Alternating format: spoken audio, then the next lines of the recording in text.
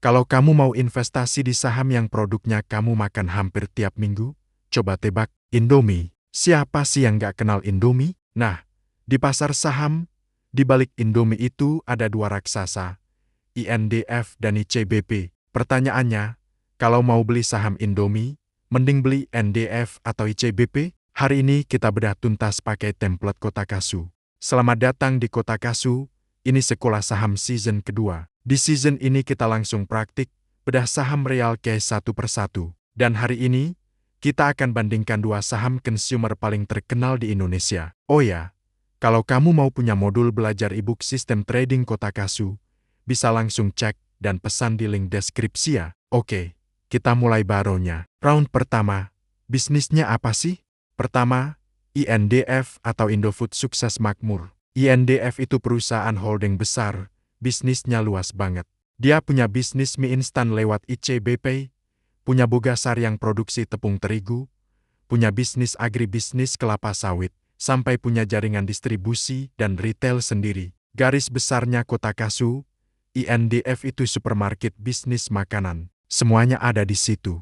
Sedangkan lawannya, ICBP atau Indofood CBP, itu lebih fokus ke produk consumer yang langsung kita beli di warung atau supermarket. Produknya ya seperti yang kita kenal. Indomie, susu Indomilk, aneka snack seperti Citato, sampai minuman kemasan. Garis besarnya Kotakasu, ICBP itu adalah mesin uangnya Indomie.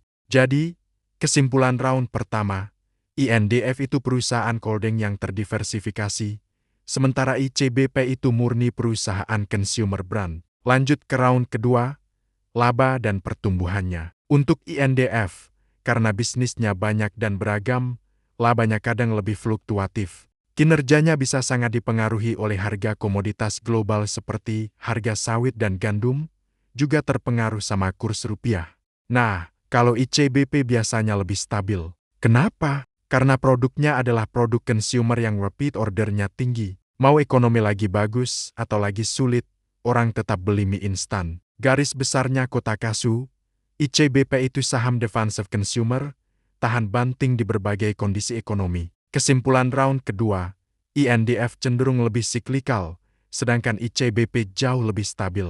Round ketiga, kita bahas margin dan pricing power. INDF punya margin keuntungan yang campur aduk karena segmen bisnisnya banyak. Ada yang marginnya tebal, ada yang tipis. Sementara ICBP, marginnya cenderung kuat dan tebal. Ini semua berkat brand power yang luar biasa. Contoh simpelnya, Indomie bisa naikin harga sedikit, tapi orang-orang akan tetap beli. Itulah yang disebut pricing power.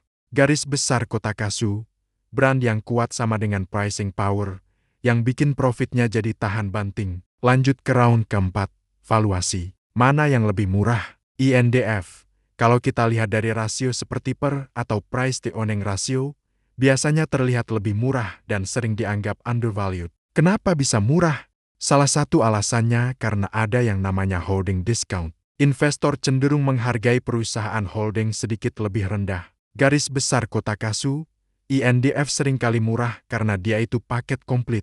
Di sisi lain, ICBP, valuasinya biasanya lebih mahal, dihargai premium oleh pasar. Kenapa? Karena bisnisnya murni consumer, stabil, dan pertumbuhannya lebih bisa diprediksi. Analogi dari Kotakasu, ICBP itu ibarat produk premium dari Indomie, jadi wajar dihargai lebih mahal oleh investor. Kesimpulan round keempat, INDF itu untuk para value investor, sedangkan ICBP itu saham quality premium. Round kelima, soal dividen. INDF biasanya punya dividend yield yang lebih menarik. Jadi, cocok banget buat kamu yang investor dividen. Kalau ICBP, dividennya juga stabil, tapi yield-nya biasanya lebih kecil. Ini karena harga sahamnya yang sudah premium tadi. Kesimpulan round kelima, INDF lebih juicy untuk dividen, sementara ICBP lebih ke arah growth dan stabilitas. Round keenam, kita bahas risikonya. Risiko utama INDF adalah eksposurnya ke harga komoditas sawit, kurs mata uang, dan harga bahan baku global. Ada juga risiko holding discount-nya susah hilang, jadi harganya tetap dianggap murah. Sedangkan risiko ICBP adalah valuasinya yang sudah mahal. Pertumbuhannya mungkin tidak akan secepat dulu lagi, dan persaingan di industri FMCG juga sangat ketat.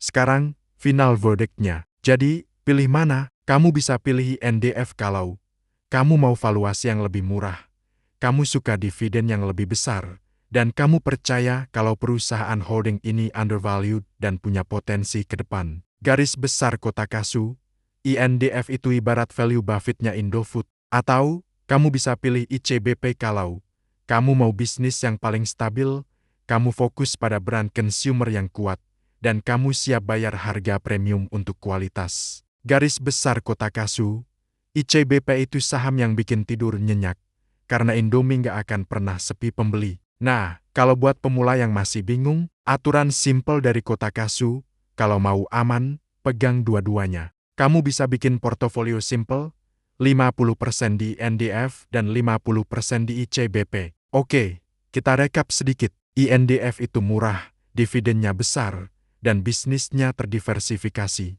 ICBP itu saham premium, stabil, dan punya brand power yang luar biasa. Nah, sekarang giliran kamu. Kalau kamu tim Indomie, kamu tim mana? Coba komen di bawah. Tim INDF atau tim ICBP? Dan untuk episode selanjutnya, kita enaknya balas saham apa lagi? Komen juga pilihanmu ya. Terima kasih sudah nonton. Salam cuan waras dari Kotakasu.